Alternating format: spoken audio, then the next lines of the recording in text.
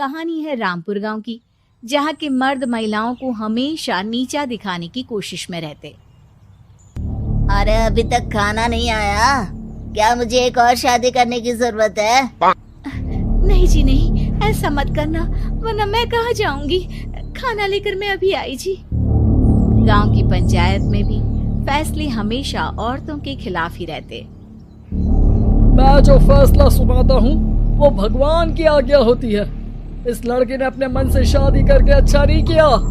लड़के को घर भेज दो और इसकी शादी इसकी जाति की किसी लड़के से करवा दो, लेकिन ये लड़की, इसे तो गांव के बाहर निकाल दो। नहीं नहीं जमींदार साहब, ये क्या बोल रहे हैं? ऐसा नहीं हो सकता। मेरी बेटी मासूम है, इसे अच्छे बुरे की समझ नहीं है। अरे कहाँ जाएगी ये बेचारी? कहाँ जाएगी? इतनी चिंता है तो पूरे परिवार का गांव निकाला कर देते हैं। बेचारे पूरे बसे बसाए परिवार को गांव छोड़ना पड़ता है। चाहे जो हो, अगर बेटियों को कंट्रोल नहीं कर सकते तो गांव में रहने का कोई मतलब नहीं है। यहाँ औरतों को दब कर रहना होगा। कोई भी अपने हिसाब से कुछ नहीं कर सकता, सब ईश्वर की मर्जी से ही होगा। तभी गांव का एक आदमी दौड़ा दौड़ा आता है। सरपंच साहब, जमींदार साहब, वो कालिया है ना, उसकी बेटी पढ़ने के लिए शहर जा रही है। अच्छा, ये कब हो गया? और कालिया की हिम्मत कैसे हो गई ऐसा करने की?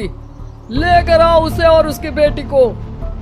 बस फिर क्या था, हाजिर हो जाते हैं कालिया और उसकी बेटी सरपंच के सामने। और कालिया, ये क्या सुनने में आ रहा है? बेटी को इंजीनियर बना रहा है तू? और ये बता, गांव में तो स्कूल नहीं है, फिर कहां से इतनी क्लास पास कर गई तेरी बेटी?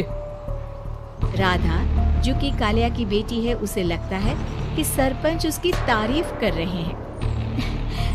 सरपंच जी, मैंने ऑनलाइन पढ़ाई की है, डिस्टेंस लर्निंग से।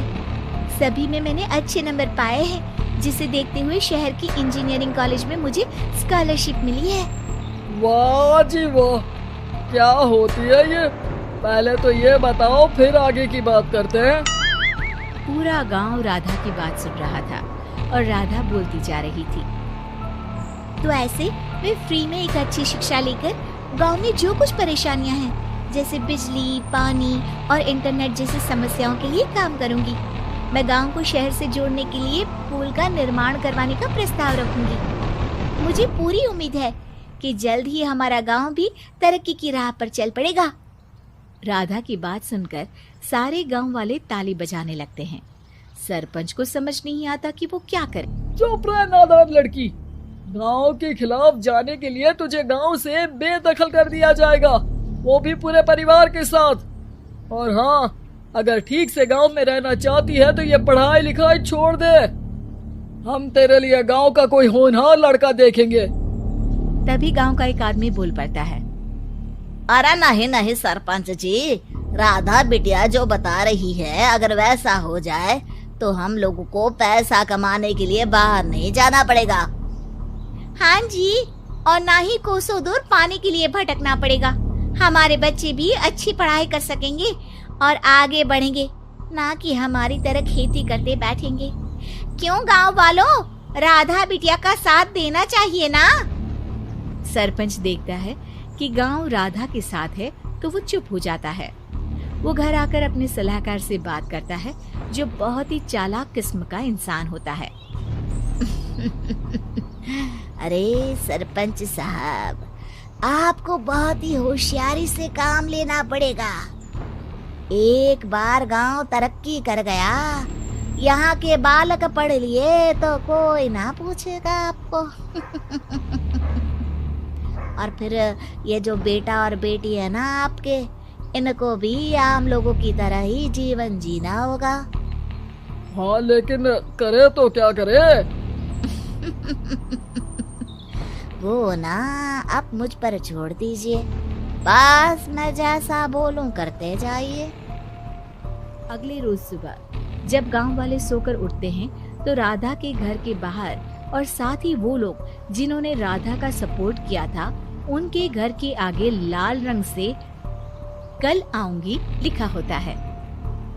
कल आऊंगी, यह क्या होता है?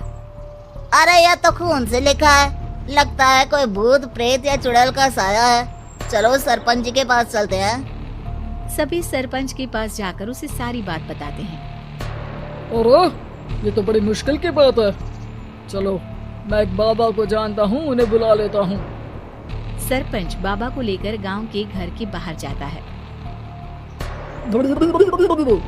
ओहो, तो ये वो चुड़ैल है जो उन लोगों को निशाना बनाते हैं जो गांव को बदलने का सपना देखते हैं। वो गांव को ऐसे ही संपन्न देखना चाहती है, वो नहीं चाहती कि कोई बाहरी यहाँ का कायाकल्प करे।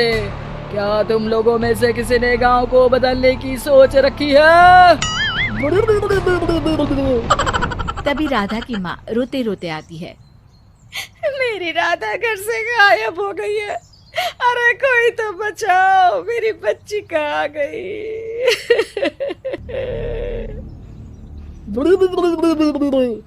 ले गई वो चुड़ैल, तेरी बच्ची को ले गई। अब वो उसे श्रापित करके छोड़ेगी, उस पर चुड़ैल का साया हो जाएगा। तभी बुरी सी हालत में राधा भी वहां आ जाती है। उसके बाल चुड़ैल की तरह फैले होते हैं और कपड़ों में खून लगा होता है। सभी राधा को देखकर डर जाते हैं। माँ, पता नहीं मुझे कौन उठा कर ले गया था। अरे दूर दूर हो जा चुड़ैल, अब हम लोग इस गांव में नहीं रुकेंगे। अरे कैसे बातें कर रहे हैं आप? कल तो आप मेरे भरोसे गांव का हुलिया बदलने, अपने बच्चों को पढ़ाने और तरक्की उन्नति की बात कर रहे थे, तो आज क्या हो गया आपको? ये फिर तुम लोगों को बहकाएगी।